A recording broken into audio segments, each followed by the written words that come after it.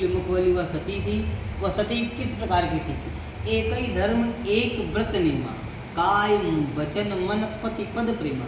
वो इस प्रकार की सती थी कि अपने पति के ही चरणों में अनुराग रखना, यानी कि पति के कहने का ही पालन करना, अन्यथा कुछ नहीं करना, पति के कहने पे ही चलना। इस प्रकार की वो सती थी और पति को ही परमेश्वर मानती। इस प्रकार वह भद्रशिला नदी के किनारे भद्रशिला नदी के किनारे उल्कामुख राजा के साथ सत्यनारायण का पूजन कर रही थी। इस समय साधु नाम का एक वैश्य, उसी टाइम पे एक साधु नाम का जो वैश्य था, वणिक वैश्य, वहाँ पर आ पहुँचा। वहाँ पर उल्कामुख राजा को देखता है कि पूजन कर रहे हैं, तो उनसे पूछता है ये पूजन कर रहे हो, इसका क्या फल है, क्या विधि है और कब करना चाहिए? तो उसने बताया ये मैं सत्यनारायण व्रतम कर रहा हूँ, मेरे पास राज्य संपदा सब कुछ है, परंतु पुत्र नहीं है। पुत्र नहीं है, क्योंकि कहते भी हैं पति बिन सूनी मांग और पुत्र बिन है घर सूना। यानी पति ना हो तो मांग बेकार है, और पुत्र ना हो तो घर बेकार है। पति बिन सूनी मांग और पुत्र बिन है घर सूना, दो ही मुक्ति के मार्ग बताए गए हैं। अगर दोनों नहीं हो तो कितना कष्ट होगा ये व्यक्ति समझ सकता है।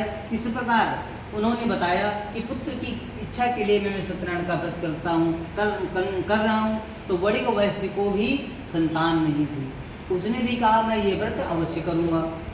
राजा उल्कामुख से पूछा कि किस प्रकार करना चाहिए, उन्होंने बताया। वो अपने साधु वणिक अपने घर आया और अपनी पत्नी से कहता है, उनकी पत्नी का क्या नाम है पता है आपको? उनकी पत्नी का नाम है लीलावती। लीलावती वणिक वैश्य की पत्नी है लीलावती, और लीलावती से कहता है कि मैं एक व्रत उल्कामुख राजा के मुख से सुनकर आया हूँ, जो कि पुत्र संतान प्रदान करने वाला है। तो उन्होंने कहा ये तो बहुत ही अच्छी विचार है, क्योंकि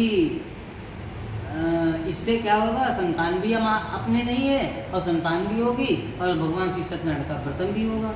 तो ये पोस्ट पेंट करके कहने लगा कि मैं सत्यनारायण का व्रतम करूंगा जब संतान होगी, पोस्ट पेंट करके।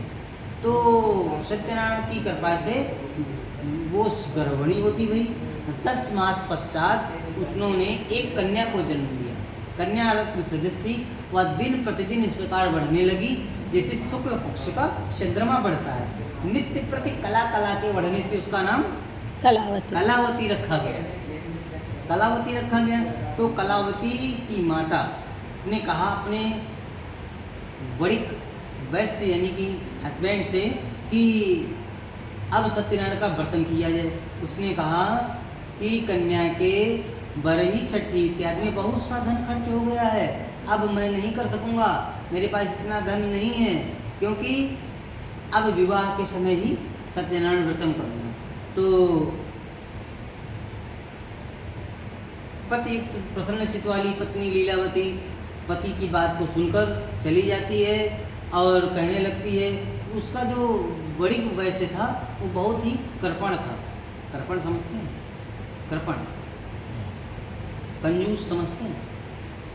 कंजूस इंग्लिश में वो क्या बोलते हैं?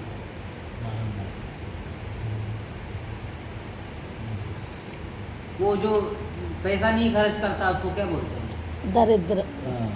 नहीं, दरिद्रता अलग है, कंजूस अलग है। పేదవాళ్ళు బీదవారు पूर पीपल। हाँ, पुअर पीपल नहीं, कंजूस यानी सब कुछ है, भगवान का सब कुछ दिया हुआ है लेकिन खर्चा नहीं करता। पिसनारी। हाँ पिसनारी। हाँ, इंग्लिश में क्या बोलते हैं उसको?